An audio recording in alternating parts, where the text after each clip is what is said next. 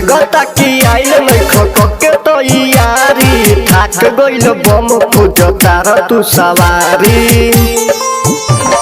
चाहे हो खेरा जाइहा चाहे हो भिखारी सब को सुनेले बोले बाबा बारी बारी। आओ कोटि चंदन बोलो बोल बम बम।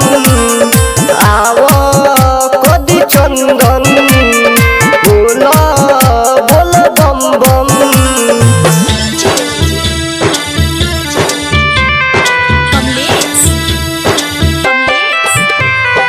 आओ कोटि चंदन बोलो बोल बम बम।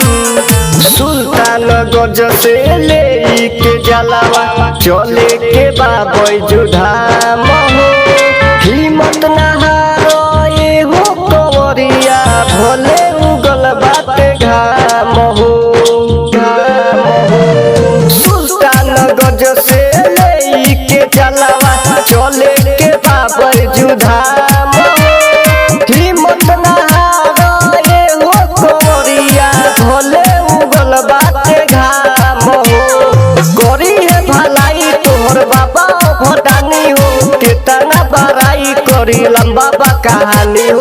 दूर होई जिंदगी के तारा परेशानी हो। रिम झिम बरसेला दिनवा सुहानी हो। आओ कोटि चंदन बोला बोल बम बम। आओ कोटि चंदन बोला बोल बम बम।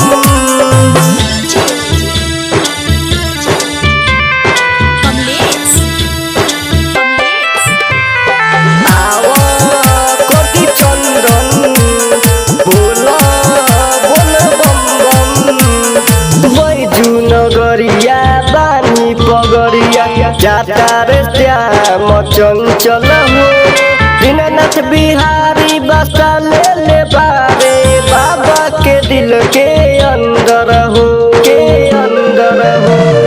बैजू नगरिया बानी पगरिया जाता रे श्याम चंचल हो। दीननाथ बिहारी बसा ले बारे बाबा के दिल के अंदर हो।